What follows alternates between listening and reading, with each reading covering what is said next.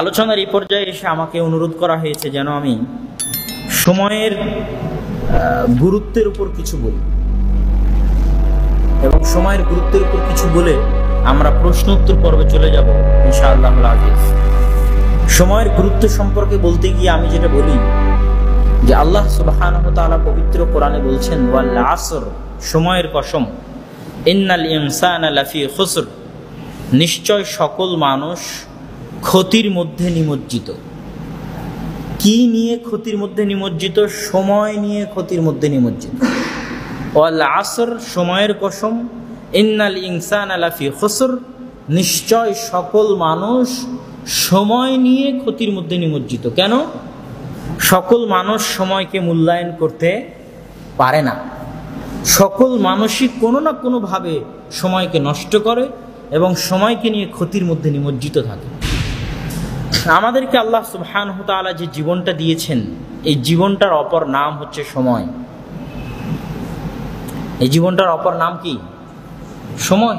আমরা কেউ সিলেটে বসবাস করি না, আমরা কেউ কুমারপাড়ায়, রাজশাহীতে, বাংলাদেশে বসবাস করি না, লন্ডনে বসবাস করি না।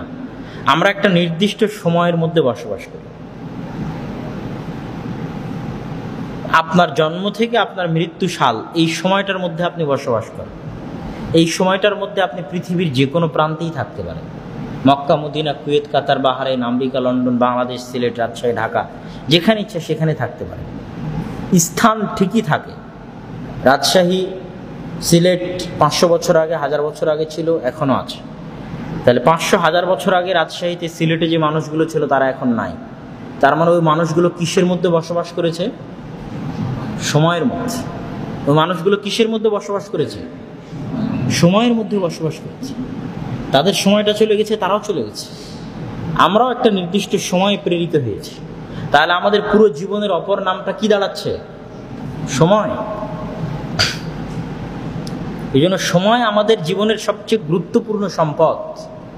আল্লাহ সুবহানাহু ওয়া তাআলা 24টা ঘন্টা সময় একজন গরিবকেও দিয়ে থাকেন, একজন ধনীকেও দিয়ে থাকেন, একজন রিক্সাওয়ালাকেও দিয়ে থাকেন, প্রধানমন্ত্রীকেও দিয়ে থাকেন, প্রেসিডেন্টকেও দিয়ে থাকেন, একজন বক্তা, একজন আলেমকেও দিয়ে থাকেন, একজন ছাত্র স্টুডেন্টকেও দিয়ে থাকেন।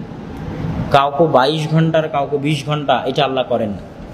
কেননা আল্লাহ সুবহানাহু ওয়া তাআলা হচ্ছেন মুনসিফ, ন্যায়পরায়ণ, ইনসাফকারী। সবাইকে সমান সময় দিয়েছেন। কিন্তু তারপরেও দিন শেষে এক একজন এক এক জায়গায় দাঁড়িয়ে আছে। মানুষ তার নিজের সময়টাকে কিভাবে কাজে লাগায়, এটাই তার ভবিষ্যৎ পরিচয় নির্ধারণ করে।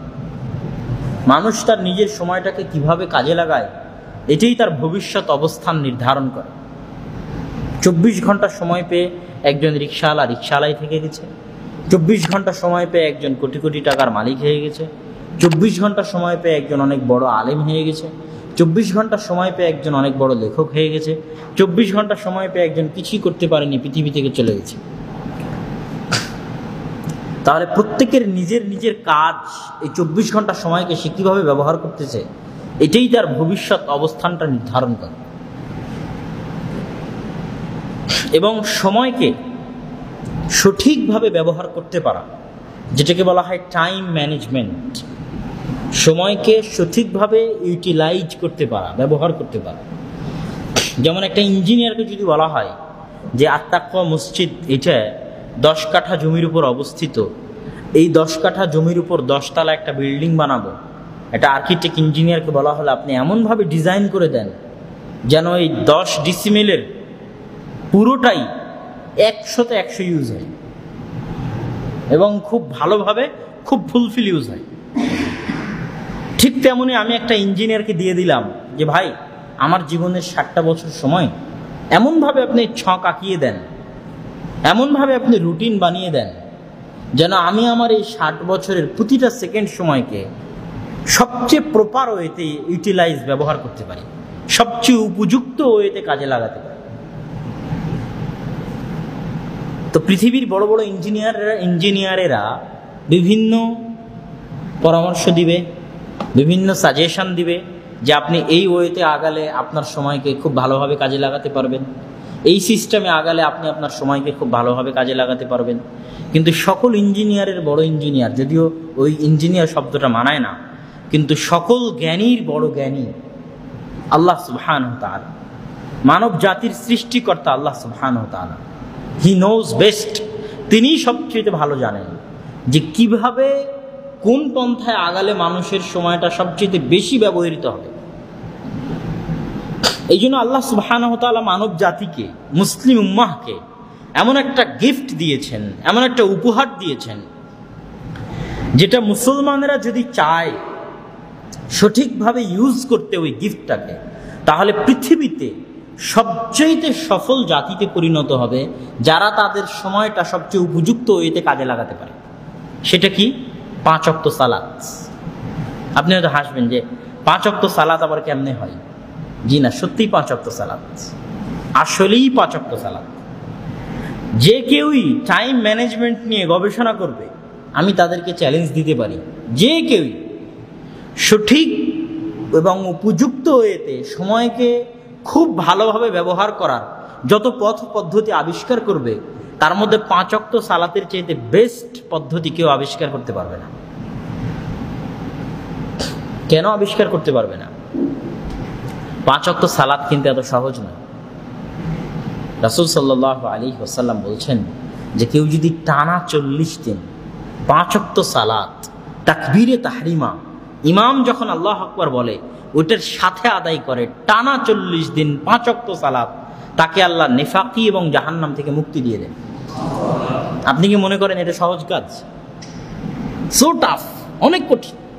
একটা দিনে 5 ওয়াক্ত সালাত সঠিক সময়ে জামাতের সাথে আদায় করা অনেক অনেক কঠিন কাজ। আর এই 5 ওয়াক্ত সালাতকে যদি কেউ সঠিকভাবে ধরে রাখতে পারে, তার চাইতে বেশি কেউ ভালোভাবে সময়কে কাজে লাগাতে পারবে না।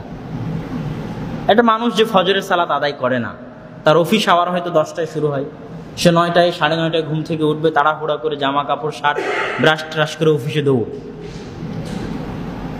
আরেকটা যে ফজরের সালাত আদায় করার জন্য উঠবে, ফজরের সালাত আদায় করার পর সে কি করবে? সে হয়তো একটু হাঁটতে পারে, সকালবেলা হেঁটে এসে হয়তো কোরআন তেলাওয়াত করতে পারে। কোরআন তেলাওয়াত করার পর সে হয়তো তার নিজের জন্য কিছু সময় পাবে। এই যে সে সময়টাকে কত সুন্দর, কত সঠিক, কত উত্তম পদ্ধতিতে ব্যবহার করতেছে, এটা যে ফজরের সালাত আদায় করে না, তার ভাগ্যে এটা হবে না।